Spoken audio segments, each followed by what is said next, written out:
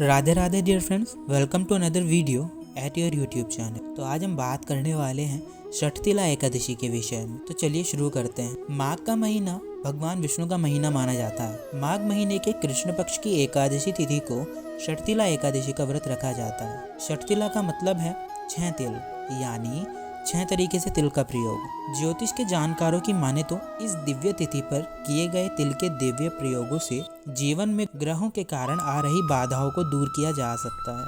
तो आइए आपको षठतिला एकादशी का महत्व, मुहूर्त और तिल के 6 प्रयोग के साथ साथ षठतिला एकादशी के व्रत कथा के बारे में विस्तार से बताते हैं। तिल का धार्मिक महत्व। तिल पौधे से प्राप्त होने वाला एक बीज है जिसके अंदर तेलीय गुण पाया जाता है। तिल के बीज 2 तरह के होते हैं, सफ़ेद और काले। पूजा के दीपक में या पितृ कार्य में तिल के तेल का प्रयोग किया जाता है। शनि की समस्याओं के निवारण के लिए काले तिल का दान प्रयोग में लाया जाता है। षठतिला एकादशी में तिल का प्रयोग को बहुत ही श्रेष्ठ माना जाता है। षठतिला एकादशी के 6 प्रयोग: तिल स्नान, तिल का उपटन, तिल का हवन, तिल का तर्पण, तिल का भोजन और तिल का दान करना। आइए जानते हैं कि कैसे रखें षठतिला एकादशी का व्रत। षठतिला एकादशी का व्रत 2 प्रकार से रखा जाता है। पहला निर्जला व्रत और दूसरा फलाहारी या जलीय व्रत। निर्जला व्रत पूर्ण रूप से स्वस्थ व्यक्ति को ही रखना चाहिए। सामान्य लोगों को फलाहारी या जल उपवास रखना चाहिए।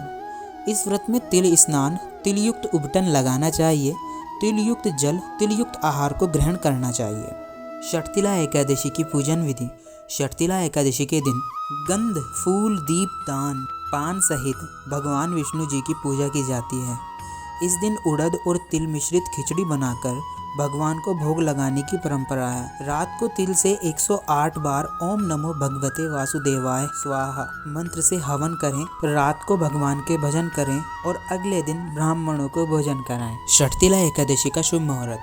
षठतिला एकादशी की तिथि की शुरुआत 5 जनवरी को शाम 5:24 पर शुरू होगी और इसकी तिथि का समापन 6 जनवरी को शाम 4:07 पर होगा। उदया तिथि के अनुसार षठतिला एकादशी 6 फरवरी को मनाई जाएगी और पारण का समय होगा 7 फरवरी को सुबह 7:06 से लेकर 9:18 तक। षठतिला एकादशी व्रत कथा। एक समय नारद ने भगवान विष्णु से यही प्रश्न किया था और भगवान ने जो षठतिला एकादशी का महात्म्य नारद जी से कहा सो मैं तुमसे कहता हूँ। भगवान ने नारद जी से कहा कि हे नारद, मैं तुमसे सत्य घटना कहता हूँ, ध्यानपूर्वक सुन। प्राचीन काल में मृत्युलोक में एक ब्राह्मणी रहती थी। वह सदैव व्रत किया करती थी। एक समय वह 1 मास तक व्रत रखा करती थी। उससे उसका शरीर अत्यंत दुर्बल हो गया। यद्यपि वह अत्यंत बुद्धिमान थी, तथापि उसने कभी देवताओं या ब्राह्मणों के निमित्त अन्न या धन का दान नहीं किया था। इससे मैंने सोचा कि ब्राह्मणी ने व्रत आदि से अपना शरीर शुद्ध कर लिया है, अब इसे विष्णु लोक तो मिल ही जाएगा, परंतु इसने कभी अन्न का दान नहीं किया, इससे इसकी तृप्ति होना कठिन है। भगवान ने आगे कहा, ऐसा सोचकर मैं भिखारी के वेश में मृत्युलोक में उस ब्राह्मणी के पास गया और उससे भिक्षा मांगी। वह ब्राह्मणी बोली, महाराज किस लिए आए हो? मैंने कहा, मुझे भिक्षा चाहिए। इस पर उसने एक मिट्टी का ढेला मेरे भिक्षा पात्र में डाल दिया। मैं उसे लेकर स्वर्ग में लौट आया। कुछ समय बाद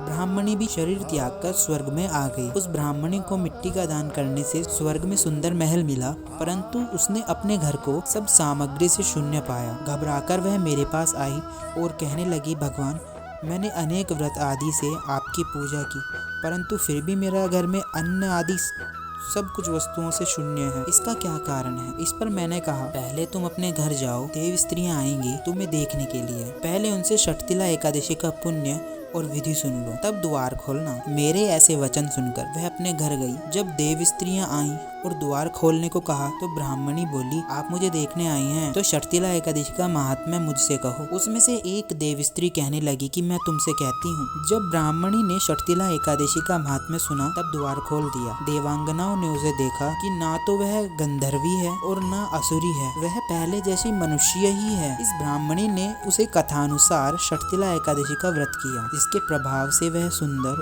और रूपवती हो गई तथा उसका घर अन्न आदि समस्त सामग्रियों से युक्त हो गया। अतः मनुष्य को मूर्खता त्याग कर षठतिला एकादशी का व्रत और लोभ न करके तिल आदि का दान करना चाहिए। इससे दुर्भाग्य, दरिद्रता तथा अनेक प्रकार के कष्ट दूर होकर मोक्ष की प्राप्ति होती है। इस प्रकार षठतिला एकादशी व्रत कथा समाप्ति।